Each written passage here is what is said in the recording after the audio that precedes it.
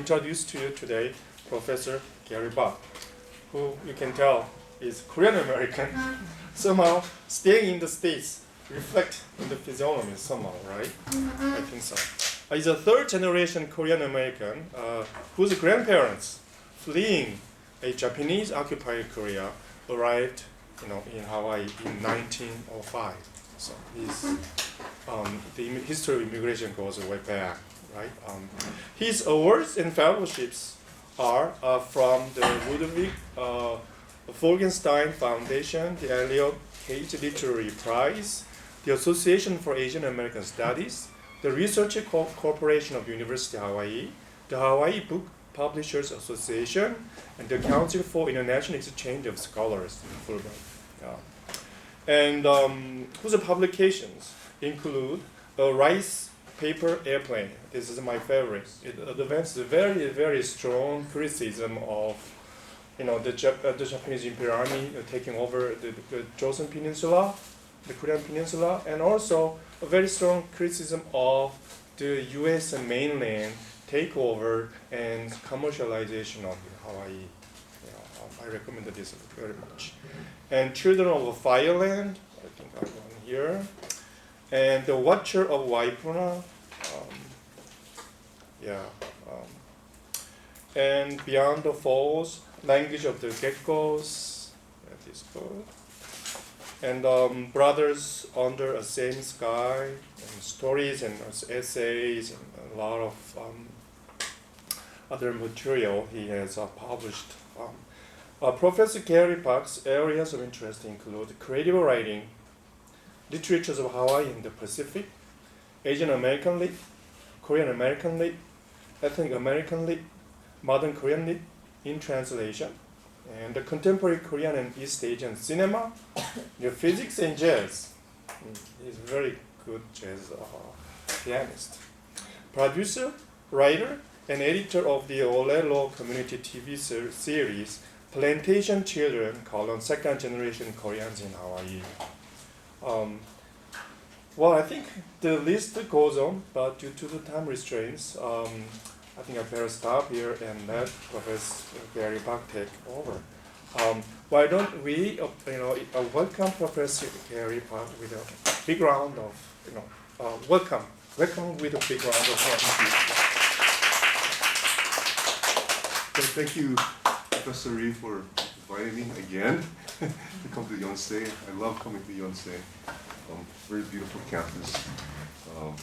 And I still, in the little workshop I did for Yonsei, there's still students from there that we're in contact, Facebook, Juhyun, Park Juhyun, and her husband and several others. Yeah. And so they're at Purdue right now.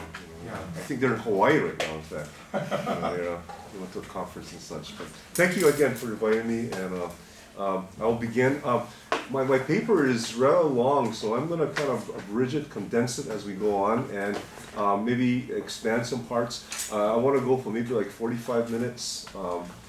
Try my best to just kind of, and again, this is a survey, really a survey. It's not really an in-depth analysis of such, but just to give an introduction to the topic, misconceptions and mappings, images of Asians and Asian Americans in American cinema, and with a special emphasis, more contemporary Korean American images and such. There's been a number of recent developments, and I'm not really abreast about all of that, but I'll just kind of point out a few things here and there, and then maybe open up the discussion, and also, of course, hopefully, maybe some of you might want to do more further research on the discipline, on the subject matter. But let me just move this on to the next one. I just want to start that. Just say a kind of cinema is such an important and influential genre. Popular genre since, of course, the turn of the century and such, and many leaders have seen, world leaders have seen the importance of cinema in terms of building up a propaganda machine or this and that. We see that it has reached, in America, and of course worldwide, it has infiltrated all aspects of popular culture to a point where even on the most basic level, for example, my name is Gary Pak. You know, Pak, of course, is my family name. My father named me Gary because his most favorite actor was Gary Cooper. Yeah. So I guess in some ways my father wanted me to grow up to be a Korean cowboy or something. You know, I have a cousin. He was named after John Wayne. His name is Wayne Pak. And my wife, her name is Merle, and she was actually named by her mom and dad because I guess their favorite actor was Merle Oberon, a very big, famous actor. So in my generation, of course, and of course in future generations, but my generation there was a lot of naming, the children after actors. You know, I don't know about the States, but I know in Hawaii, where I was born and raised, that happened. So just as a side note, per se, how influential Hollywood is, which sometimes in Hawaii we call Howleywood. Haole is the Hawaiian word for white person, for Caucasian. And because and again, this is the topic of this talk in a sense, because the images coming from Hollywood, in Hawaii, for example, we say Howleywood because a lot of of course, there's diversity of Euro-American images, but a shortcoming in terms of people of color, not only on acting but also behind the scenes in terms of the camera work, in terms of directing, production, all that and stuff, and so in some ways this was in one ways why I the genealogy actually of my ideas and my interests in this topic of sorts. But I just want to begin with this with Gina Marchetti in her thing, Romance of the Yellow Peril. We know what the yellow peril is, right? That it was a kind of a thing in the turn of the century where a lot of white racists in the U.S. and America talked about the Asian infiltration in the pureness of American culture, calling it the yellow peril and stuff. Of course, we know that it not was only for Asians, but of course for African Americans, especially African Americans. I mean, even to this day, I mean, which is the tragedy, the horror of I think American popular culture, the American system as it is, per se. And I can go on and on about that, and I'll stop because that's another lecture, okay? So Gina Marchetti says that Hollywood films have had a long fascination with images of Asia and Asians, but with the purpose to shape these images into the mythic that powers the West and rationalizes Euro-American authority over the Asian other. And we can see this through, of course, a lot of geopolitical kind of situations. We can see, and I'll point this out later, that, for example, there's a lot of so-called positive images of, let's say, Japanese Americans or Asians early on. But once the World War II came and Japan became one of the enemies of America, of the Allies, there was a lot of negative kind of things, situations. Marchetti also argues that a serious attempt to appeal directly to the taste of any specific national audience in Asia never seems to have been a significant part of the industry's marketing strategy. I don't think this is the next, yeah. And also I gave a copy to Kim Eun-hye. I'm sorry, Kim Eun-hye. So if any of you want to, I'm open if you want to distribute. It's a. I'm just kind of reading notes from this thing. Yeah.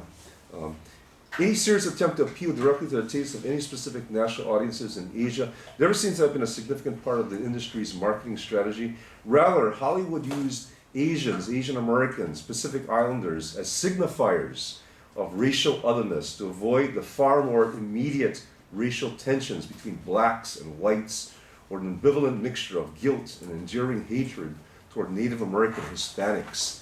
You can see that in early 1930 films, 1940 films. For example, I have done some look at films on Americans, let's say, coming to Hawaii. And Polynesians or Hawaiian people, for example, have really been, been terrible kind of stereotypes. We look at the sort of the happy islanders or the noble savages or these kinds of things. We never see characters, let's say Polynesian or Hawaiian characters, or Asians for that matter, with any kind of a diversity of personalities or characters and such like that. They never had, for example, conflict or any kind of ways where they were in the midst of a decision making. They could actually make choices. Never. And even to this day, majority of the films, we had this film, and other issues, there's another film that just came out called Aloha. Aloha is a word, I don't know if you and we had an actor, a white actor, blonde hair, blue eyes, and she portrayed a Chinese Hawaiian person.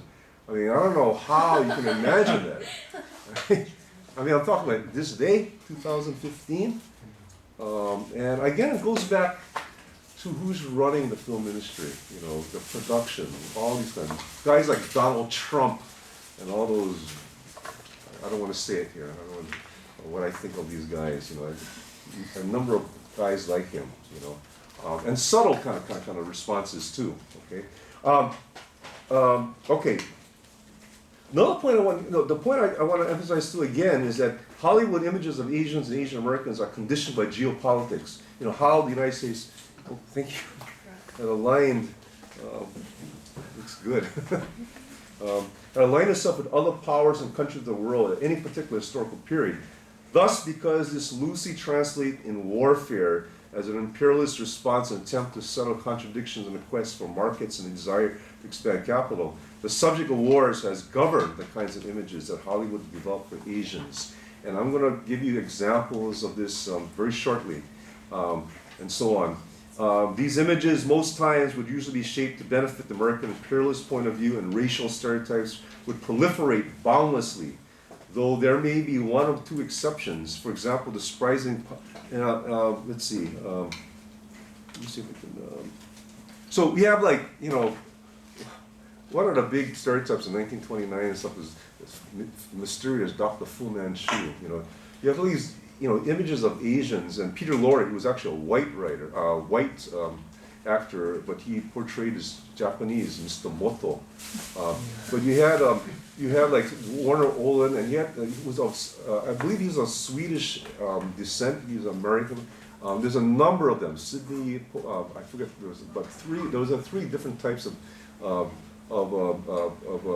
later on Charlie Chan movies, but the mysterious Dr. Fu Manchu, with the signature, the goatee and stuff like that, and he was always, that kind of thing. And for these Caucasian actors, they had to put Scotch tape and paste their eyes back and such. Always they were interested in raping white women, or they were interested in. They talked in Confucian says kind of dialect kind of thing, Oh yes, we think this is so. Yeah. It's kind of ridiculous because your average person actually didn't talk that way, and stuff. But again, these are images that were proliferated. Again, images, and they made you think. It got to the point where even I would go to these movies and I think, oh, okay, this is how, Asian people are supposed to talk like or be and stuff. We get, for example, even in literature, like James Michener, Hawaii, that big fat novel. I remember reading that when I was in middle school, and thinking, and he had these chapters about descriptions of people in Hawaii, Chinese, Hawaiian, whatever, and I was thinking, this is how we are supposed to behave. This is how. And of course, to abbreviate my profanity, this is all BS, of course, yeah. I hope you understand what I'm saying, but it's all a bunch of bunk. Later on, of course, I had to realize, this is terrible with these writers and artisans are doing. They're not artists, they're artisans. They just copy things. But so we have these images here, like Peter Lorre and Charlie Chan, who is based, of course, upon a real figure, Chang Apana, who was a Chinese detective in Hawaii. He was actually very legendary in his sense. Yeah.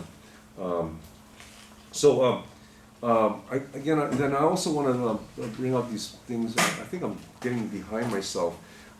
So I mentioned these things, and for the past, Hollywood images of Asian Americans are conditioned by geopolitics. For the past decade, Asian Americans have, in a small way, have taken control of the camera. I'm talking about this past decade or so. Cameras themselves, in terms of producing, directing, filming, scoring, acting. Of course, not that much money has been pushed in ways of people of color, like that in America. Thus, the images presented for obvious reasons are more positive, more reflective of the multidimensional characterizations of Asians and Asian Americans. And with this welcome diversity, the topics correspondingly have also become more open-ended and at times controversial. I just want to pass this around. I just played this film for my, I'm teaching this course in Iwa, on Ide, on Korean, modern Korean and Korean American fiction. But we also showing films, and there's this recent film, actually not that recent, 2005, Better Luck Tomorrow, which I think in some ways has some shortcomings, of course. But given the lack of diversity of films, this film actually, I think is a lot of positive. I'll just pass this around for you to kind of look at. I did, if you have a copy, you can copy it. It's up to you. Just don't tell me about it, you know, because I don't want to get in trouble. But there, in the 1940s and 50s, there were some films that interestingly had some diversity. A lot of the what's called B films or C films. Oops, pressed the wrong button. Sorry. One old-time director was King Vidor. And he did a movie in 1952. This is, Japanese War Bride. And this movie actually was a sort of indirect movie about Korea, because it was about an American GI coming from the Korean War. He goes to Japan, he marries a Korean War bride. So this may play onto some stereotypes and stuff. But the film itself has some actually really positive portrayals of Asian Americans in California, and they're not talking with this accent. Can you go get it? Not. It was actually with Asian Americans that actually spoke in the American dialect and stuff. And it was King Vidor has come up with a number of really interesting films that kind of break with these stereotypes. And so this film actually has some real positive elements and such. This movie was about the kind of contradictions. This white American brings a Japanese war bride to his family, and the kind of thing of acceptance and rejection and stuff. Let me say it kind of ends on a happy note. It's a kind of a happy movie in a way, but also again, there's positive images of secondary characters. For example, there's a Japanese fisherman, Japanese American fisherman, and he acts like just someone I would know and stuff, and things like that. So at this point, like that, I just want to point out that there are certain kind of actors and portrayals like that maybe we can kind of just talk in brief. Oops, pressed the wrong button again. Oops. One actor was Setsu Hayakawa. He had a long career in Hollywood. He was born in Japan. He was at one point considered the kind of like a Rudolph Valentino. I don't you know Rudolph Valentino. He was a kind of actor or something that the women in the audience would throw hotel keys at and stuff like that. And other things too, Really, Setsu Hayakawa had some interesting romantic leads, silent movies of such, So I just wanted to kind of point out, that he was one of these actors. His roles, however, did turn more negative of such when Japan was considered the enemy, of the United States and such. But overall, I think he had a really positive kind of role. Another really important actor was Anna May Wong. She was born I believe in Los Angeles, and she had a number of really interesting films. And later on, I'll kind of highlight certain kinds of films. One of the films I really liked of her old days is a 1937 film, The Daughter of Shanghai, that she actually starred with Philip An, who was a Korean American. And I would come back to Philip An. There was someone from wrote actually a biography on Philip An. So if any of you want to get more into his life and such. But Anna May Wong was very a prominent thing. She had some real positive roles for a while, and then she stopped having those roles. Excuse me. To a point where she had to leave the States and go to Europe and start up another career there, where she had some positive roles and such. So, but the critical mass of films that these actors have, like Philip An. Philip An had many films. And his career, of the three, his film career was the longest. And had a diversity of images and such. Interestingly, where's my statistics here? Oh yeah, so Philip An, and if any of you probably know that, but his father was An Chang-ho, the independent film fighter, who lived in 1878, 1938. He lived shortly in Hawaii, in the States too. Philip An lived in 1905 from 1978. He died in the States and such. And I think his sister just passed away. His sister passed away his sister lived about 100 years old, I think. She just passed away maybe a few weeks ago, So he never had children. Story is that, he was gay, he was homosexual like that, but that's not a big thing, So one of the really interesting portrayals is Anna May Wong and Philip An in The Daughter of Shanghai in 1937.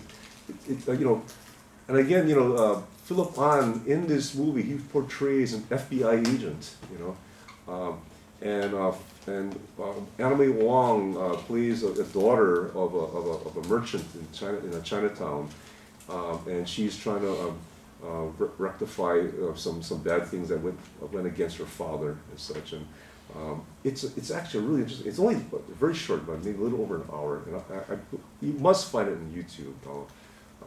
These movies have to be all online and stuff, and they did a number of dual kind of roles, Anna May Wong and Philip An, and many of them were very positive in terms of how they portrayed Asians, Interestingly, Philip An, who is of Korean descent, he's 100% Korean. I have a list here. In Hollywood, he starred in 106 movies. Like a movie like this, he was actually starring, but many of the movies after, he was more like a secondary character and such. But he filmed it, he did 106 movies, and he is credited for playing Japanese, Chinese, Hawaiian, Vietnamese, Burmese, as well as a few Korean characters. So when you break it down, his Chinese portrayals, 61 times. Japanese, 25. Hawaiian, 3 times. Vietnamese, 2 times. Burmese, 1. A generic Asian, 14. I don't know what that means, because Hollywood thinks that all Asians look alike, I've been mistaken for many kind of things. I've been mistaken for Native American, for Samoan, all kinds, Even when I come to Korea, people say, "Oh, what are you, Chinese?" No, Japanese, no. And I gotta say, well, my ancestry is 100% Korean, but I guess because being raised in Hawaii and walking like a person in Hawaii, and my diet, and I guess I don't look Korean. That's fine, All I can say is my 할아버지, 할머니, 외할아버지, 외할머니 are all Korean. whatever. I don't know why I said that, but that's. So Wang and An also was in The King of Chinatown, 1939. Was another portrayal. And again, these were not stereotypical acting or characters. Well, it seemed like there was some an impact. I didn't see this movie, but Wang and An in 1949. The general died at dawn. So he portrays, at this point, he's a Chinese soldier and stuff. Well, again, did I say generic Asian 14? And surprisingly, out of the 106 roles, he portrayed a Korean 4 times. Philip Bond, 4 times. It's a Korean. And then, of course, An became more stereotypical and secondary.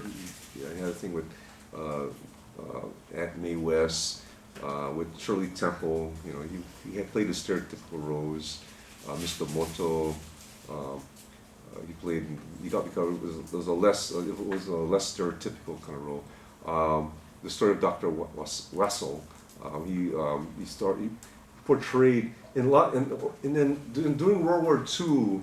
Philip An portrayed a lot of Japanese characters, but he played them in sort of a negative kind of style. So some people might have thought that, of course, then because his father was an independence fighter, that he was doing things more of a heroic kind of roles, portraying really negative Japanese characters, soldiers and stuff like that. Like in this one too, Back to Bataan, 1945. He portrayed a real negative, evil Japanese soldier. Then later, of course, he portrayed more of the older kind of sage, Miracle Bells, Macau, 1952, during, of course, the Korean War. Japanese War Bride, that movie I cited, he was the Japanese father of the Japanese War Bride and stuff, so interesting, again, the images, how they kind of, I don't know. This movie he portrayed as a Korean, Yesterday's Enemy. Interesting, it was about the Korean War. So again, this one of the first, and then he played Battle Circus. He played a crazy North Korean soldier in this one. Again, but then also these images of North Koreans now. They're crazy and they're nuts. They just don't know how to act and stuff. They just want to kill people and stuff.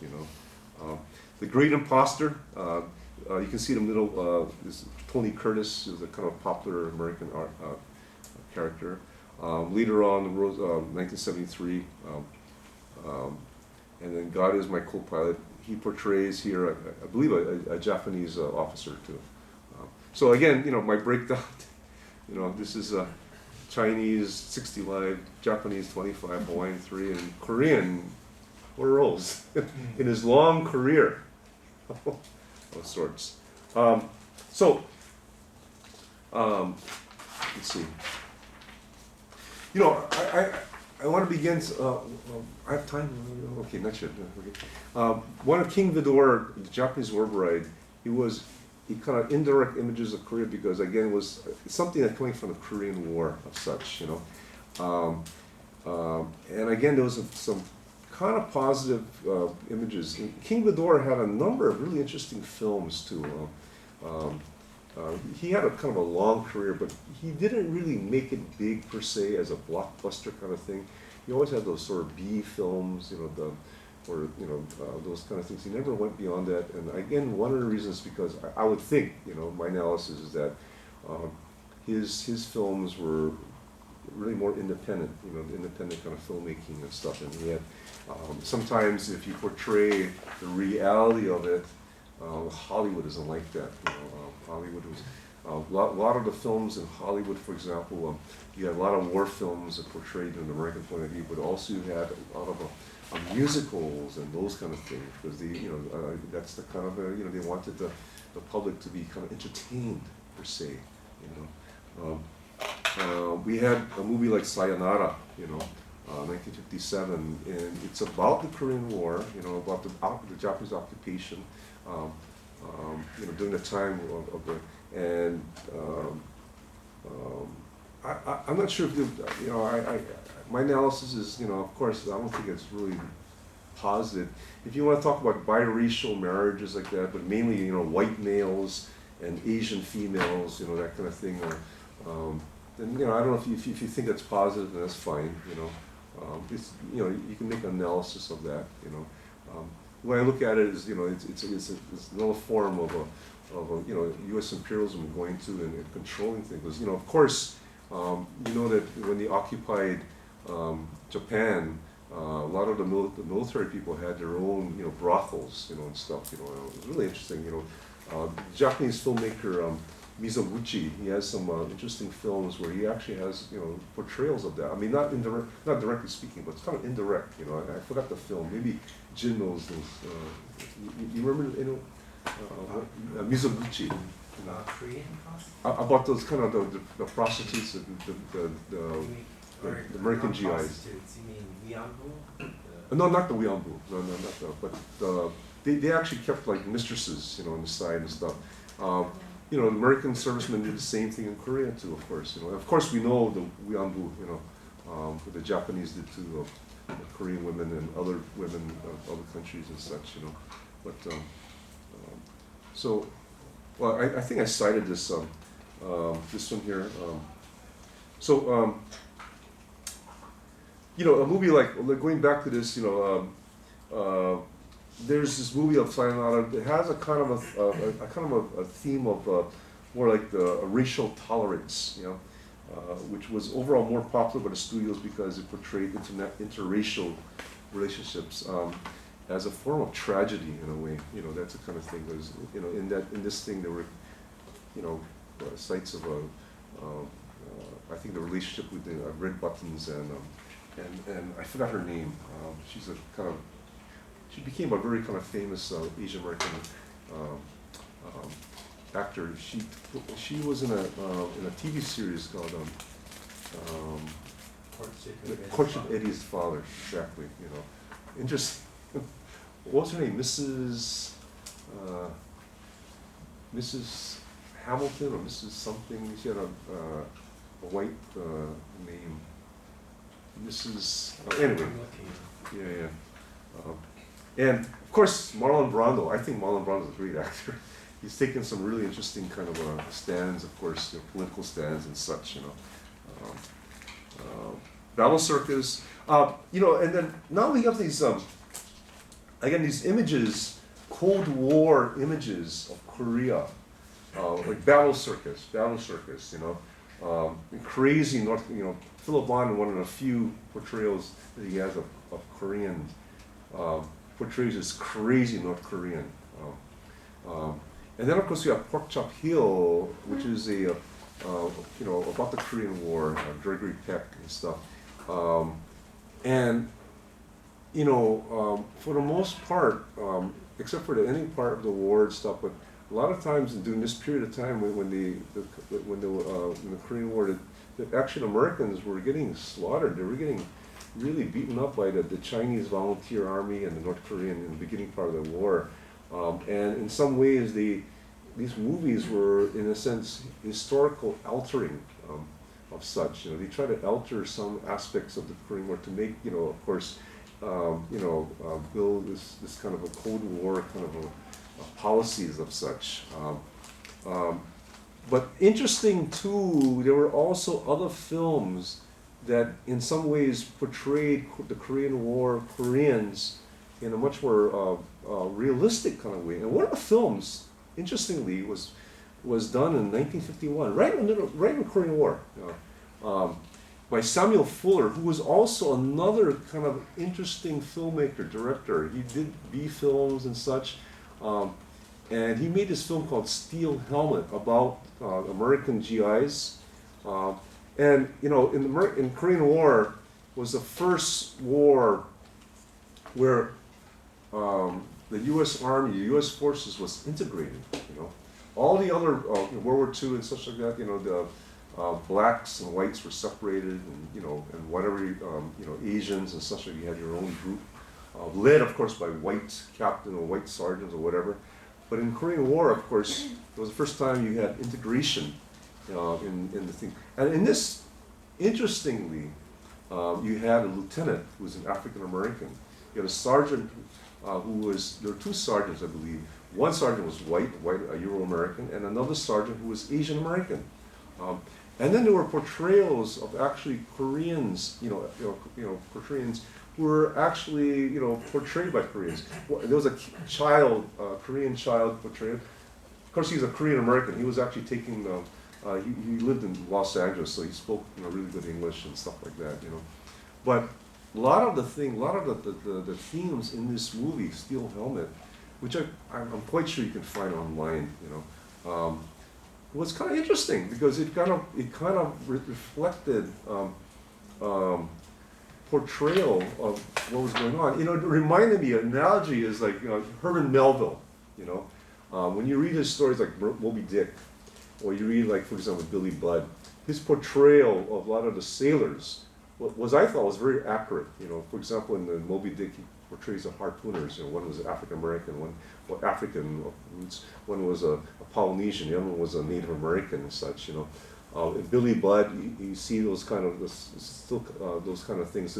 Of course, when you see the movie Billy Budd or Herman Melville's the Moby Dick, I think Moby Dick was Captain Ahab was Gregory Peck.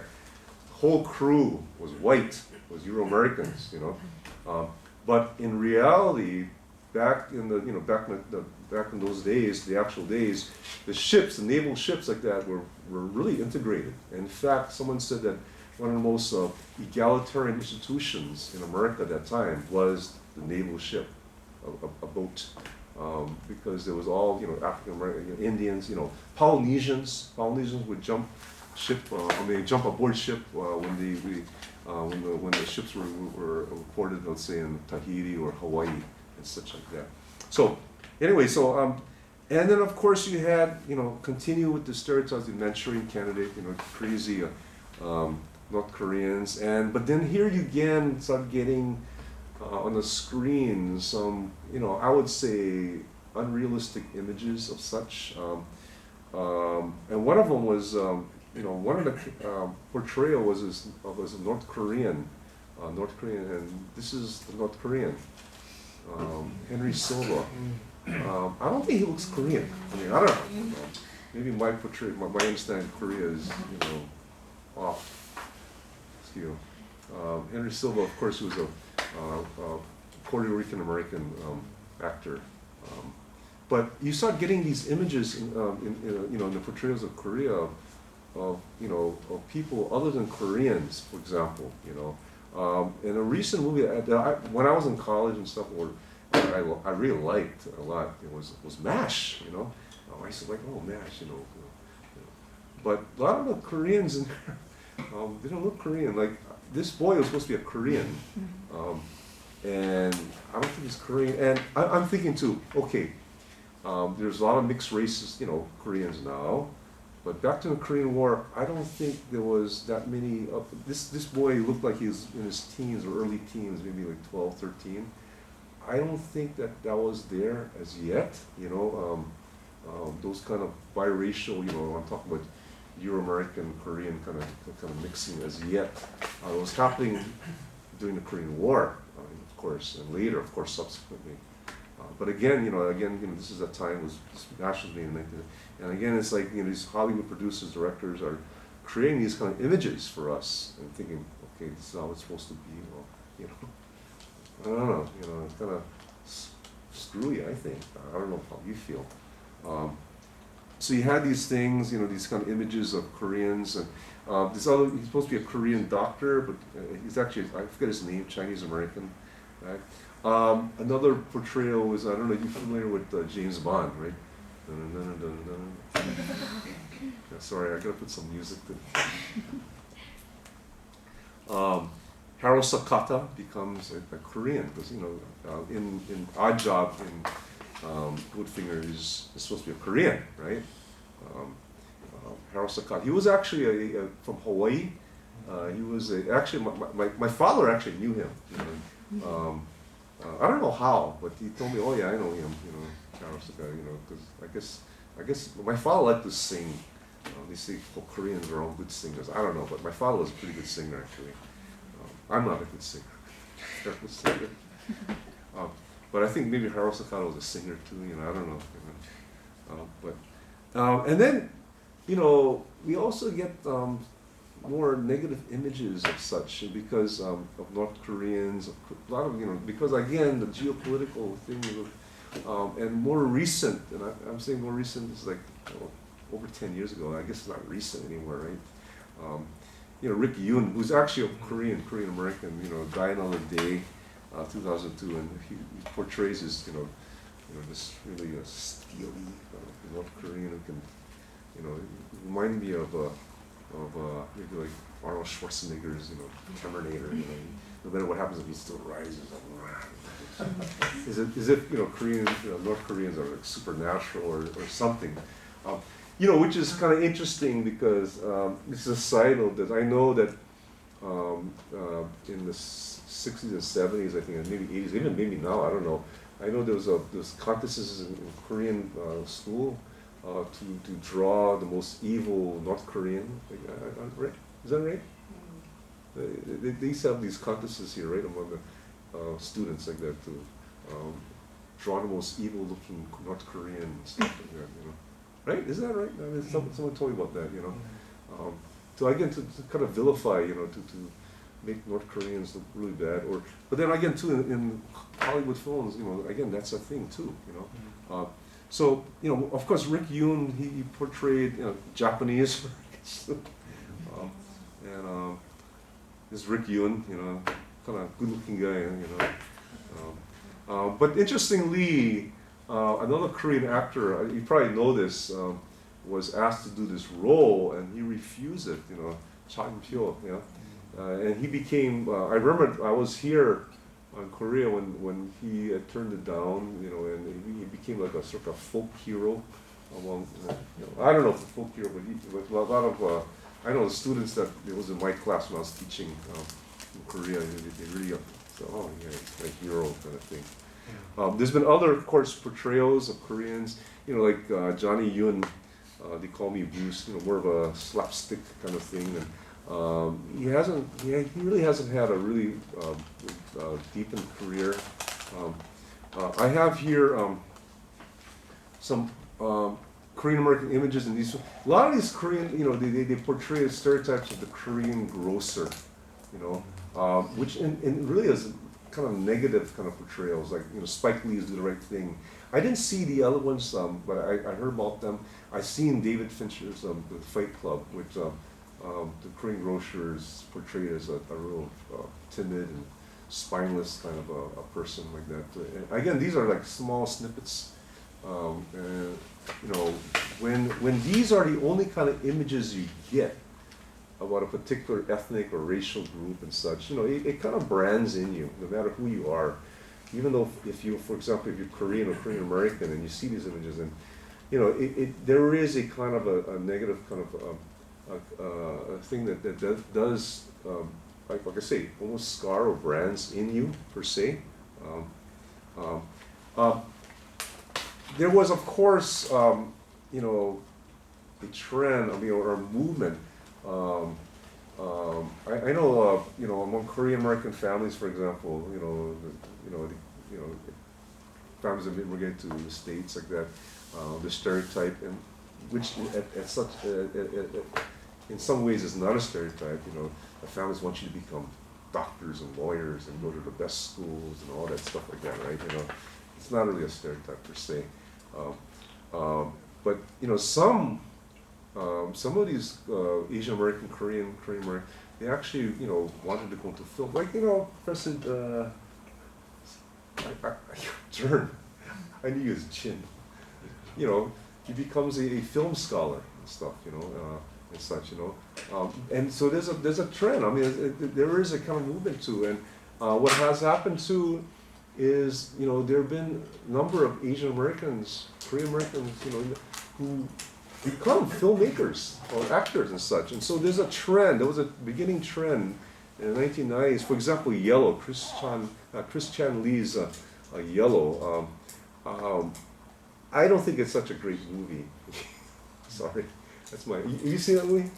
Yeah. Yeah, I don't think it's such a great movie, but I put it up here because it's one of the first, not one of the first, but it's the beginning part of a certain kind of where Asian Americans are in the front of the camera and behind the camera, and even the production per se, you know. You have, of course, China's Missing, you know, that I don't think I brought it in here actually. So we have like yellow. Well, I think I did maybe. Let me see. But you have these, you know, John Cho, of course. You know him. You know, very become very famous in all the portrayals. Yellow, and you had Better Luck. China's Missing. 1984. 1984. Yeah, by Wayne Wong. He made that film with only $20,000, which is kind of wow. You can't make a film for $20,000. And so again, it was a whole thing of, you know, Asian Americans in the front, Asian Americans behind the camera, and such. Wayne Wong, the director, of course, has gone on and done other movies. Some movies that I really detest. Sorry. I think that Amy Tan's The Joy Club is I think is a failure. I even think Amy Tan is a failure herself. I can't stand it. I'm sorry. I can't stand her writing. You know? Sorry, you can block that out. Oh, I'm being recorded. I don't care. That's what I feel. Of course, we have Justin Lin's and the movie I just passed around, you know, Better Luck Tomorrow, which is kind of an interesting movie. I mean, I was having a discussion in my class just you know, an hour ago or so. Some people liked it, some people didn't. You know, it was tragic. My take on this, in some ways, I have to look at this as a total in a total context of such that this was a kind of a. You need to kind of see really the scarcity of these kind of films made by Asian Americans, by Korean Americans. It's filmed. John Cho is one of the actors, and Sung Kang, he's also a Korean American actor. You know, but they have the roles. They have some roles, and their roles are at least have a sense of choice. The characters have some kind of depth to them, you know, and not just sort of stereotypes. You know. A person from a Korean grocery or something like that's going to sell you a cigarettes or something like that, or a taxi driver or something like that, and that's all. But there's other things to the character of these people that's portrayed here. Yeah, this, of course, so, this one images. There's other films too, more minor films that haven't been really seen, I think that you can see them online. They must be online. Helen Lee did a very short film called My Niagara, and Justin Chan Lin's, he did another film with John Cho before, Shopping for Fangs, just before doing Better Luck Tomorrow. Of course, we have a number of documentaries.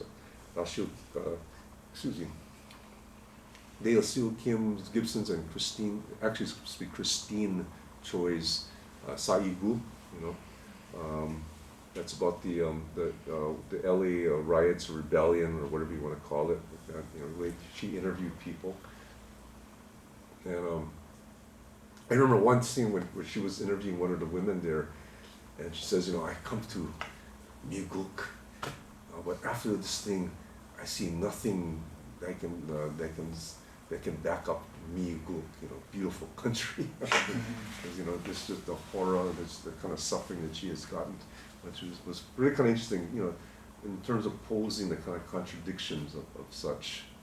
Olivia's story was another one about a woman and her grandmother, her halmoni, a forgotten people. This is talking about the in Sakhalin. There was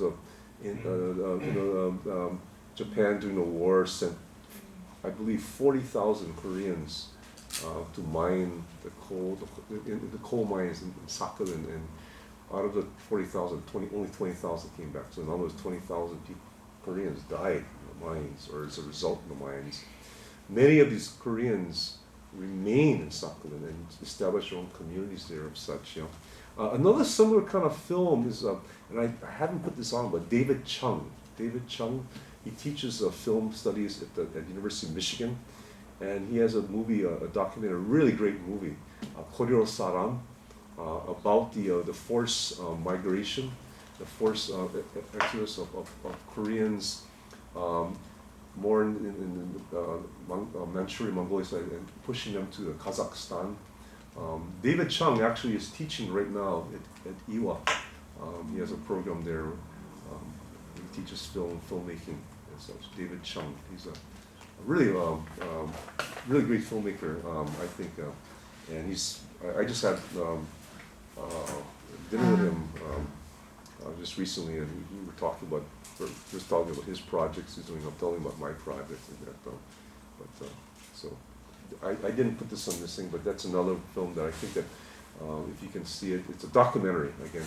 Koryo Saram, David Chung, and Sung-hyun Yu's Daughters of the Cloth, talking about the New York industry, the clothing industry, and ups and downs. Won Suk Kim's E-Dreams, 2001, talking about a kind of the internet startup kind of company in the States too, of sorts. Other documentaries I listed here. I have others too. I'll just kind of mention. Let's see.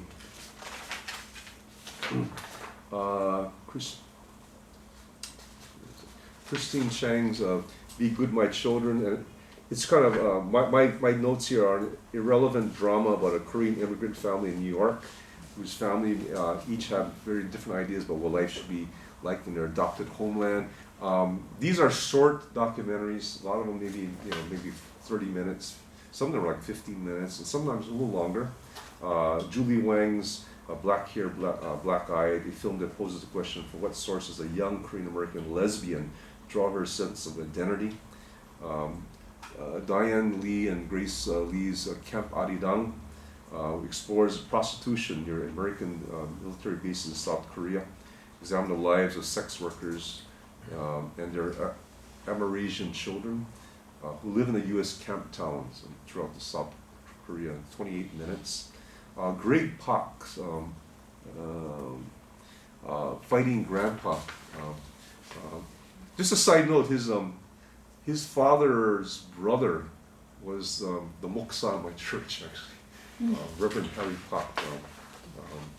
That was when I used to go to church when I was really small. Interestingly. So Greg Pak actually has this another thing called Robot Dreams. He does a graphic kind of thing, interestingly. And sometimes, he people mistake him for me. I don't know why. I mean, we're of different generations. That I guess our name sounds similar. Greg Pak and Gary Pak. I don't know. I don't think we sound our names so.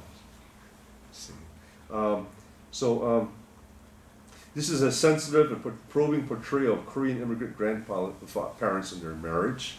Kyungja Lee's "Halmoni." That's how it's spelled. Halmani, but Halmoni. Yeah. It centers a story of generation and cultural differences that occur when a Korean grandmother visits her daughter, American son-in-law, and biracial granddaughter in the United States. We have Michael Cho's "Animal Appetites," and interestingly too, there's been a number of Korean adoptee films. Adoptees. American adoptees and coming, let's say, back to Korea to kind of find out their roots and so on. Like, for example, Deanne Liam Borchet's "The First Person Plural," and Kim Soo Taylor's "The Great Girl," Karen Mi Kyung McKenhen's, and her pseudonym is Mike An. I think you met Mike An. Mike An. Yeah, she teaches actually at what I understand at Ide. She has a movie called "Living in Half Tones." A very short movie, maybe like 15 minutes. Nathan Olofsson's "Passing Through a Personal Diary" documentary. Tammy Chu's "Resilience," talking about you know, she has, for example, some Korean mothers, for various reasons, their child was taken from them, and they had maybe they were thinking of putting the child up for adoption, but then at the last minute they changed their mind. But when they went to the adoption agency, the child was already given away, and they had no trace. There were a number of mothers like that. So this movie documents some of these women and their quest to try to find, you know, their child as such. I'm just going to go real quickly on some notable Asian American films, directors, and actors. We have James Shigeta, who just died last year. Crimson Kimono. Interestingly, it's a film made by Samuel Fuller. Again, he's the one that took a lot of these risks. In this, James Shigeta actually plays the leading role, and he actually has a white girlfriend, and he actually, you know, wins her. You know, a lot of times, you know, the Asian male or the male of color doesn't go out with a white woman and blah blah blah, right? You know, it's always the white male comes and conquers and takes back the woman. You know, that kind of stuff. You know, it's kind of dry and boring after a while. But interesting, 1959, he made that film, Crimson Kimono, and I believe it's online too. We have The Bridge of the Sun, again, James Shigeta with Carol Baker. Flower Drum Song, Flower Drum Song, you know, that's, you know, it's based upon a Chinese American, I forgot his name, but Chinese American writer, his story. But at the same time, you know, it was about Asian Americans, a little stereotypical of sorts, you know. And also, of course, negative portrayals of Nancy Kwan. She was a Eurasian, part white, part Asian actress.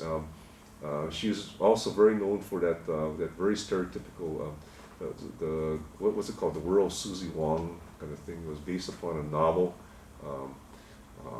a white author writing about the quest of white men in Asia. You know, I guess they call that rice fever. I mean, so I remember some Asian American scholar, Korean American scholar came to me and says, you know, this white scholar, you know, I don't like him because he has he has rice fever. I'm going, rice fever? I was like, what is that, you know?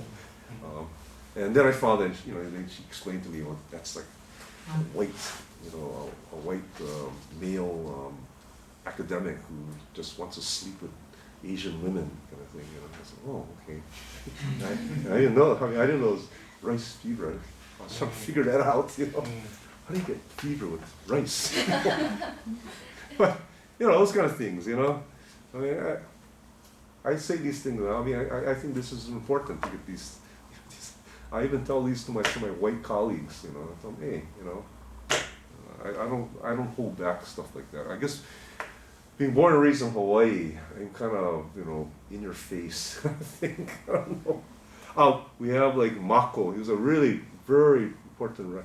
He's a really good actor, very good actor. Kari Hiroyuki Tagawa. Of course, Bruce Lee. I remember I went to Europe after college, and wherever I went, you know. People were saying, you know, I'm like, what are you doing? And you know, of course, I had taken martial arts. I taken Taekwondo actually, you know, Korean, you know that what that is. And I didn't know why these kids, you know, these kids, European kids would come on the street, and they'll like, you know, take a kick at me and say, what are you doing? You know, and I remember once I was in Belgium, you know, I was in the Bruges, or I forget how you say that, you know, or Brussels, I think it was Brussels, and I was walking to the youth hostel, and I was passing this bar, and this guy comes running out from me, he says, hey, you! And I said, oh, yeah, what? You know, I'll buy you a drink, you know. I said, no, I don't. Oh, and I said, I think just to avoid him, I said, yeah, okay, sure. Well, I'm going to go to get my the youth hostel. yeah, you come back, no, you come back, you know. And I said, yeah, I'll come back, you know. But I didn't, because I thought, you know, what is this weird guy just running across the street from the bar and wanting me to join him with one of me, you know, he wanted to buy me a beer. So I went to and I met this other friend. He was actually a Dutch guy, and so we went out drinking, you know. So we went to this one bar, and here's this guy was there. He says, he runs up and he says, "Hey, you didn't come back." I said, "Oh, sorry. I'll buy you a drink, you know. I'll buy you a drink." I said, "Sure, okay, you know." He says, "You know this guy, right?" And he said, "Yeah." And I'm thinking, okay, here we go. The guy wanted to be friends with me because he thought I was a martial art expert or something. But I think that Bruce Lee, of course, had a lot of positive things, especially among for Asian American males. You know, this whole thing of Asian American males in a lot of Hollywood movies really demasculinized. You know, Asian American male or Asian portrayals of males, you know, was like Asian males, well, they don't have sex, or they don't go out with women, or you know, they just speak in monotone and blah blah blah. They have no character. No, you know, you don't want to date them. You know, you don't want to date Asian males. I mean, this is the kind of portrayals, of course, that you had in Hollywood and you know in other places like that too. So Bruce Lee had a really kind of positive kind of image, even though it was only one guy. And then later, of course, you had other people like Jackie Chan. Then you had Jason Scott Lee. I brought here Wayne Wong as a Chan is missing. I mentioned him. He had dim sum, eat a bowl of tea. I thought eat a bowl of tea was okay, but you know, sometimes I hated what Joy Luck thought. I think it was disgusting. You know, he portrayed the white males as the heroes. And I don't know why. You know, and then of course the Asian males as this brutal, one-dimensional brutes and stuff like that. I actually was one time I was at a dinner and Wayne Wong was sitting there, and I actually told him, why did you portray these images of Asian males as really bad, And he just laughed at me, it's kind of nervous kind of thing, I still remember that because he never gave me an answer, Of course, we had Harold and Kumar, and they were kind of, I think they're interesting because they kind of poured all the diversions. We had Gina Kim's Never Forever, she is married to actually a Korean American, and they can't have kids, and so she wants to save the marriage. You've seen that movie, and so she actually goes and tries to recruit a surrogate, someone to impregnate her and stuff. Of course, there's John Cho, Karen Jillian, and Selfie.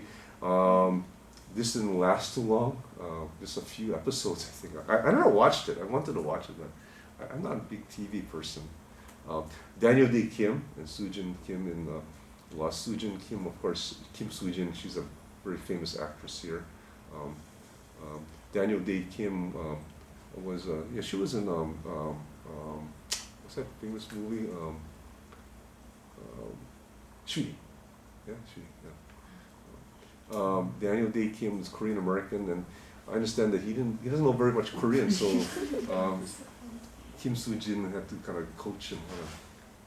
He lives in Hawaii, Daniel Dae Kim, because Hawaii 5-0.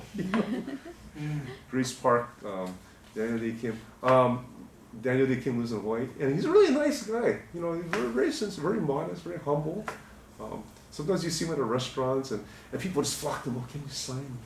And he said, okay, sure, But I don't like to do that. But he's really a nice, humble guy. Very sincere, I think, and he does a lot of interesting things to promote, kind of like activism, in Asian American images and such.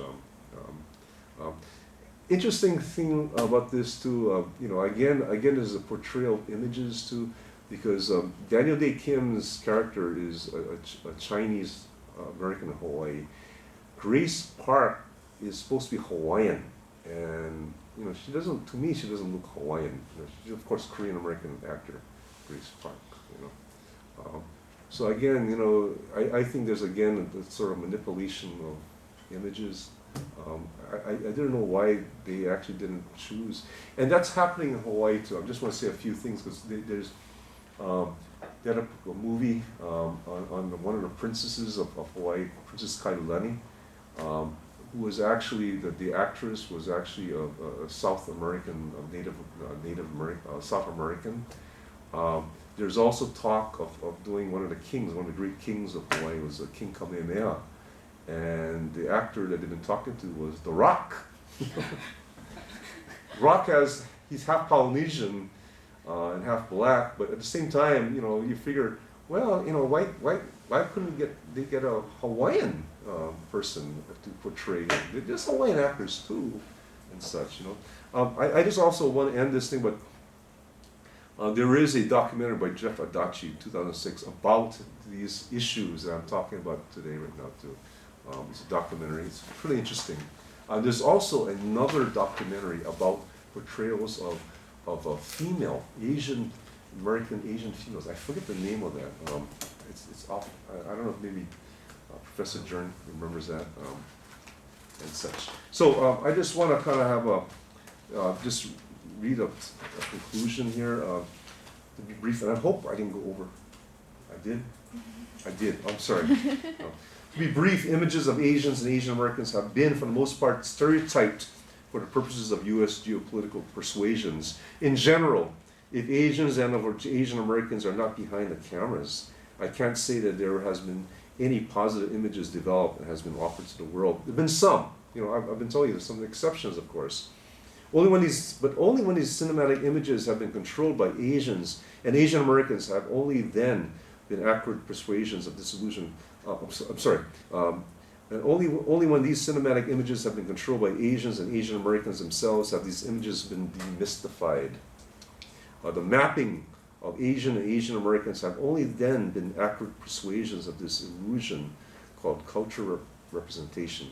When Asian Americans are in control of the controls of Korean Americans, whoever they are, whatever ethnic group, Asian America, rather America, can be represented in its true cultural diversity. And I'll end my presentation here. And if you have any questions, comments, suggestions, corrections, again, additions, please, of course, please say. Please. Thank you.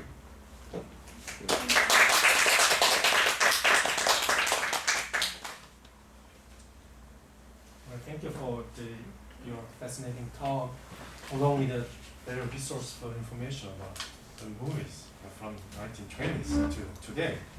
Very, very a lot of time in terms of time and efforts. We're doing a lot of work on U.S. movies featuring Asian Americans. My small footnote to your lecture is that the South Korean cinematic representation of North Koreans has changed from villains to kind of. You talk about South Korean movies. Yeah. To like sure. Lesser brother, who needs their big brother, South Korean guidance. So there's a tendency since the Sunshine Policy. By Kim Dae-jung. Yeah. So that's something you might want. And one question I have for you, because you talked about the war, the Korean War, and the North Koreans and the Japanese also, Imperial Army. Kept reminding me of Lee Chang-rae's The Surrender. Yeah, I haven't read that book. Oh, okay. Yeah, but it's about the Korean War. Yeah. Okay. If you haven't read that, let's drop that. Sorry. Then I'll pass it on to someone else. Any questions? Have you had a chance to watch Fresh Off the Boat yet? I've watched a couple episodes of that. I guess I kind of like it. I mean, it's mixed for me. I like the young kids. And I think in some ways that the parents are a little bit stereotypical in a way. If you don't know, it's an Asian American sitcom. Yeah. Randall Park is Yeah, he's the actor. ABC, I think. Yeah, and I'm quite sure you can find some episodes, bootleg episodes on the internet. Oops, sorry. And there's also like Walking Dead, which is very popular. Yeah, And exactly. so Stephen Young, Stephen Yeun, yeah. and he has, he's an Asian American character who's in, he has He has a romance relationship. with a white actor. I mean, with a white character. Yeah. I mean, but he has a very positive role, in that thing.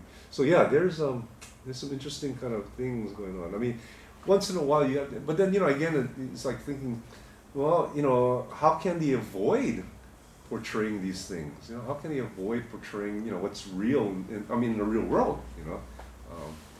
One of the discussions about, for example, in Seinfeld, all the main characters are white, and all these, there's some, but you go to New York and you're going, wait a minute, this is a really diverse kind of city, but in Seinfeld, for example, and that was a big criticism that was coming down, but even what's his name, the Seinfeld, his friends, because he said his friends were saying, even in our real life, in our friendship like that, we had all kind of friends of all different ethnic groups and stuff like that. But in your sitcom, you don't portray them that way, and such, So,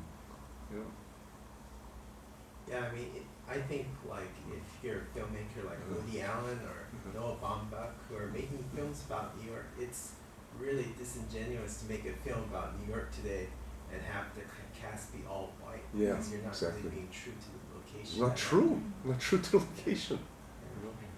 Just like when people make films on Hawaii, for example, and the main character is all white.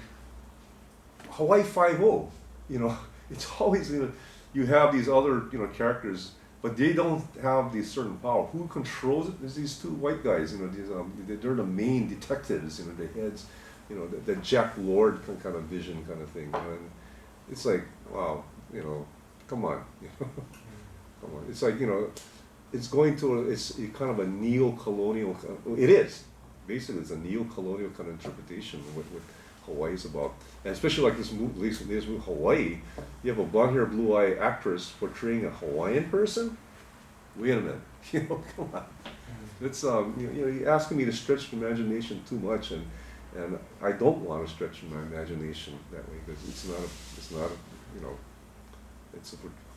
a betrayal, betrayal of humanism, I think. I'm curious, have you seen the animation film Big Hero 6? It was released last year. Oh, I haven't.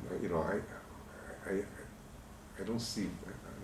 I'm culturally backwards. I don't look at animation. I don't, read manga and all like that, But I should. Yes, you should. It's actually a really interesting film because it's made by Walt Disney and it stars it's set in the future, but the city is actually called San Francisco, and it's this kind of hybrid of San Francisco and Tokyo, and the main character is an Asian American teenager, and he's voiced by a real Asian American, and his brother was actually voiced by, do you know the Korean American actor Daniel Henney? Oh yeah.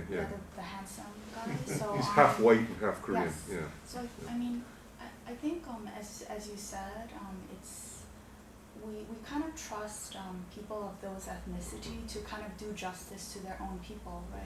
Mm-hmm. But at the same time, I think films such as you mentioned, like Justin Lin's, because they're it's independent cinema, right? So their reach is also very limited. So while I don't doubt that they're significant. At the same time, I think you have to make a real effort to go out and search for these films, right? Yes. So I also wonder, I guess how much are these films able to reach mainstream America and also kind of deconstruct stereotypical images? So that's why I think these days it's mainstream media such as he talked about Walking Dead as well, which is very popular, is making I don't think because they really want to. It's not even an ethical thing. It's just they have to do They it, have you to know, do it. because it's Sure. smart from a marketing standpoint. Yeah. And yeah, but Big Hero 6 is it's Big an Hero interesting 6. film. And it's by Disney, so and it did very well in the U.S. and it got very good reviews. Yeah, a lot of these mainstream things, you know, like you said, it's a marketing thing. You know, that's what kind of makes me think that why certain cities, they have baseball players from Korea. Because you have a lot of Koreans, you know, like in LA and Texas and stuff. But yeah, and I think that there are organizations. For example, there's an organization on Asian American media that's based in San Francisco that actually promotes more Asian American filmmakers and such, you know. And they have, I believe in San Francisco, there's an Asian American Film Festival, yearly film festival, you know, because, so these things are coming out. Really the question, the big thing is the distribution, again, you know, how can you distribute these films? And so you might want to go to some of these major film festivals and because, for example, in Hawaii, we have the Hawaii International Film Festival, and we have some of these films coming in, you know. And you get sometimes an audience, but sometimes you go to these films and there's not many people there too. So it's like, again, it's a publicity kind of thing. It's how to get this thing, how to develop a sense of distribution. The other big thing is actually the internet, of course. You know, so many things get put on the internet, and if you have a way of manipulating things, and you'll be able to, you know, someone Googles something and all of a sudden your movie's gonna come up, you know, I don't know how they do that, you know, but again, there's a lot of different ways that people are kind of expanding, are being creative in terms of how to develop distribution, as well as the creation of this media. Such, yeah. But I would say it's not just distribution in terms of production process itself. It's becoming much more transnational right now. So a lot of transnational production is happening, and that can affect the representation of Asians in the future. And for instance, one famous, I think I don't remember her name, but she's very big name in Hollywood. And when she visited, trying to promote Avengers in Korea, she mentioned that actually these days 80% of income in Hollywood is coming from international market, whereas only 20% of Hollywood income is coming from domestic American market, indicating that, you know, that's why they are putting more effort to generate more international audience. And in order to do that, they should cast more Asian characters, because the Asian market is big right now, including China, you know, everywhere.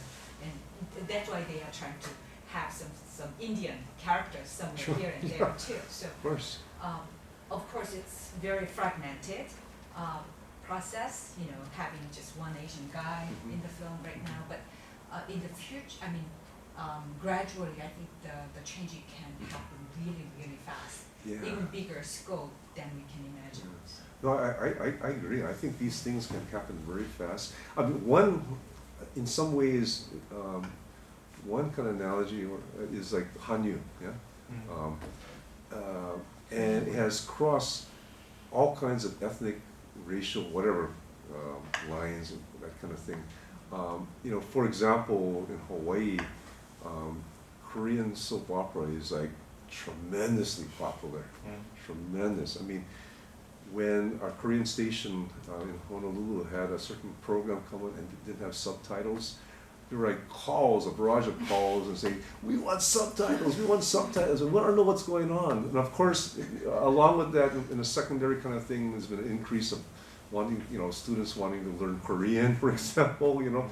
But when you look at the people who are really who love Korean soap opera in Hawaii, of course it's Koreans, you know. I mean, Korean as Korean American, but it crosses all the ethnic groups and all those lines and stuff.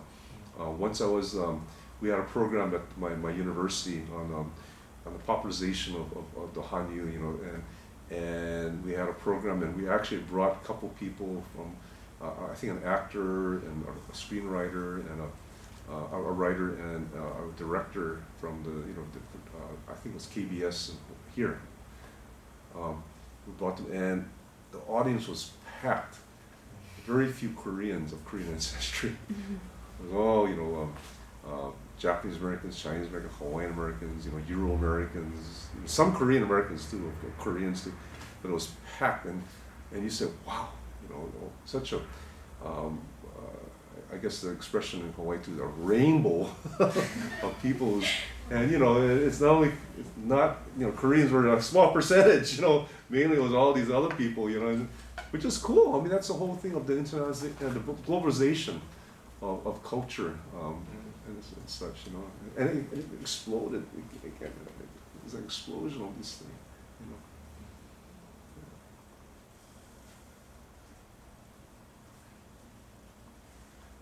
Professor Park is very hungry, starving. It's about time to have lunch. And fine. So I don't really conclude this lecture with again a big hands. Thank you for listening to my scattered thoughts and such.